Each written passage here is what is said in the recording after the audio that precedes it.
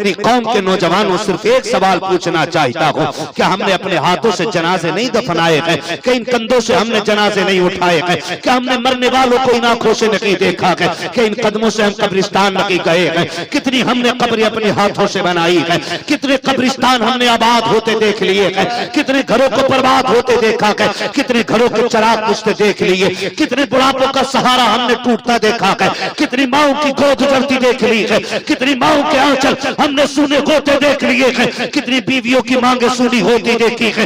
मौत जब आएगी कोई रोक नहीं पाएगा, मौत जब आएगी कोई बचा नहीं पाएगा। मौत का अटल फैसला है, अगर जवानी में आ जाए तो ले जाकर के मानती है, बचपन में आ जाए तो ले जाकर के मानती है, बुढ़ापे में आ जाए तो ले जाकर के मानती है। मौत का कोई रास्ता रोक नहीं पाया है, तो ऐसी जिंदगी न जी के मरते मरते भी अफसोस हो। ऐसी जिंदगी जी के जा, इधर तेरी रूह निकले उधर तेरा जिस्म कहे, लेकिन मैं इश्क रुखे शय का लेके चले।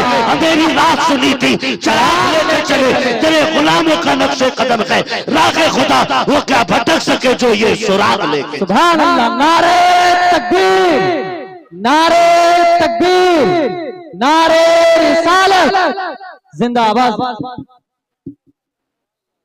खुदा के वास्ते नौजवानों, एक ऐसी जिंदगी हमें जीनी है इंशाअल्लाह कि जो मरते वक्त हमें बेबसी महसूस ना होने दे। क्या महसूस ना होने दे? बेबसी। समझ रहे हैं ना मेरी जुबान? ऐसे तो नहीं मैं बहुत ज्यादा तेज बोल रहा हूं तो आप समझने में दिक्कत हो रही है। समझ पा रहे हैं ना? एक ऐसी जिंदगी जीना है नौजवानों, मौत आनी है, मौत आनी है। इस महफिल को ठट्टे में काट जाओ, हंसी मजाक में निकाल दो, कोई रोकने वाला नहीं आपको। इस रात को जोकरी में निकाल दो, कोई रोकने वाला नहीं आपको। लेकिन याद रखिए फर्क होता है, जो जोकरी में निकलती है वो अलग रात होती है, जो उनकी नौकरी में निकलती है वो अलग रात है। क्या बात है। एक अच्छी जिंदगी नौजवानों हम जिए और खूबसूरत करें जिंदगी को। मौत जब आएगी ना कोई नहीं बचा पाएगा, कोई नहीं बचा पाएगा। उन्हें भी मर जाना है जिनके करोड़ों की जायदाद है, उन्हें भी मर जाना है जो छप्पर में रह रहे हैं। लेकिन किसी की दौलत से कब्र का कोई मतलब नहीं होता है। अगर करोड़पति मरा तो गारंटी नहीं है उसकी कब्र में चिराग अंदर जल रहे होंगे। गरीब मरा है तो अंधेरा रहेगा कब्र में, गारंटी नहीं। मजा तब आता है जब हुजूर आए और कब्र में मुस्कुराना शुरू कर दे।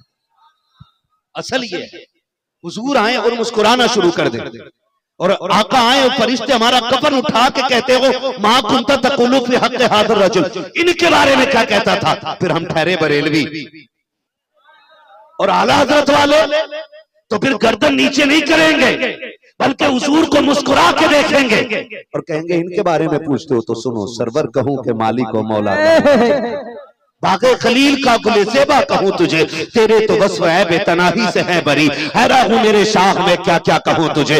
कह लेगी सबको चुन के सना खां की खामोशी, चुप हो रहा के कह के मैं क्या क्या कहूं तुझे। लेकिन रज़ा ने खत्म सुखन इस पे कर दिया, खालिक का बंदा खल्क का आका। सुभान अल्लाह जिंदाबाद। नारे तकबीर, नारे रिसालत, नारे रिसालत, मसलके आला हज़रत, मसलके आला हज़रत, नारे तकबीर। हिसाब सबको देना है, मुझे भी देना है, इन्हें भी देना है, इन्हें भी देना, आपको भी देना है। बहुत ज्यादा दिन हम किसी को बेवकूफ नहीं बना सकते। आखिर मौत है, आखिर मौत है।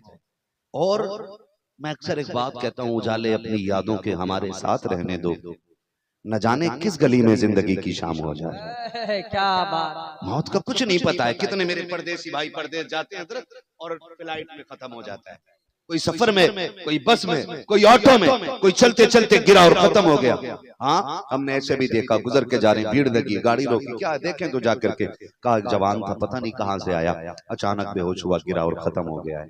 पता है कुछ मौत कहाँ आ जाए? कुछ नहीं पता यार, कुछ नहीं पता। नौजवानों जिंदगी खूबसूरत करो। हर किसी को लगी है ना ओहो अब तो हंसने का भी कर्ज है, अब तो मुस्कुराने का भी हमें टैक्स देना पड़ रहा ना। ये तो हुक्म दिया गया है दुनिया में आके हंसो कम रो ज्यादा, ये तो हुक्म है हमारे लिए, हंसो कम रो ज्यादा। ये हंसने से दिल मुर्दा हो जाते हैं, दिल इन्हें जिंदा करो। आज क्या बात है, आज क्या बात है, फर्क क्यों नहीं पड़ रहा है? क्योंकि हमारे दिल मुर्दा हो गए। अगर हमारी मस्जिद का इमाम नसीहत करता है, कहता ना ना मजा ही नहीं आया, फर्क ही नहीं पड़ता। हर जुमे को तकरीर होती है, नहीं भाई कमी मौलवी की नहीं, कमी हमारी है। देख लुकमे तो हराम के नहीं खाने, दिल तो काले नहीं हो गए। पूछ कभी अपने दस्तरखान पर बैठ करके एक एक लुकमे से, ये जो खा रहा हूं किसी का दिल दुखा के तो नहीं खा रहा हूं। पूछ कभी अपने आप से, किसी का गला दबा के तो नहीं खा रहा हूं।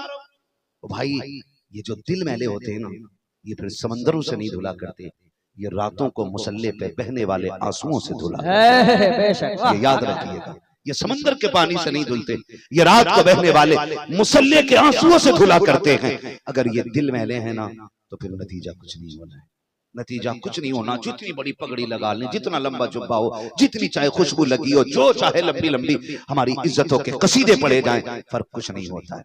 जरूरी है कि दिल साफ होने चाहिए। ये इनकी सफाई बहुत जरूरी है। आज पता नहीं चलता, हम सफ में हैं, मुसल्ले पे खड़े, और हमारे बगल वाले के दिल में क्या पता ही नहीं। शक्लें काली हो तो कुछ नहीं होता, अगर दिल काले हो तो नस्लें बर्बाद हो जाया करती। ये याद रखिएगा मेरी बात। शक्लें काली हो फर्क नहीं पड़ता, दिल काले नहीं होने चाहिए।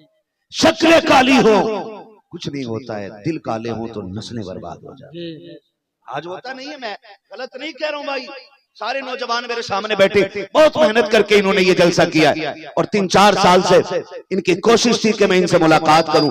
आज रब ने इतनी सुन ली है, उर्से शाह महरुल्लाह में आज हाजिरी हो गई और आपसे मुलाकात हो गई है। अल्लाह करे ये मुलाकात इतनी खास हो जाए कि कब्र में भी इस मुलाकात का असर दिखाई दे और हश्र में भी इस मुलाकात का असर। अल्लाह करे इतनी खूबसूरत हो जाए। हाँ बस मैं ये नहीं चाहता मेरे जाने के बाद तो ये कहे क्या यार आदमी आया था यार, मौज कट गई, नींद ही नहीं लग रही थी ना। इतना बदला जा, इतनी बदल जाना, मेरे जाने के बाद कोई ये कह दे क्या ही अच्छी आज मुलाकात रही कि जलसे में जाने से पहले दिलों में हसद लिए बैठे थे, जब से जलसे से उठ के आए हैं एक दूसरे को प्यार बांटना शुरू कर। सुभान अल्लाह, सबसे ज्यादा जरूरी बात है। नौजवान मेरे सामने खड़े, बच्चे भी हैं, बुजुर्ग भी हैं, अल्लाह करे ये बात नौजवानों के दिल में उतर जाइए, ये साफ कर लीजिए।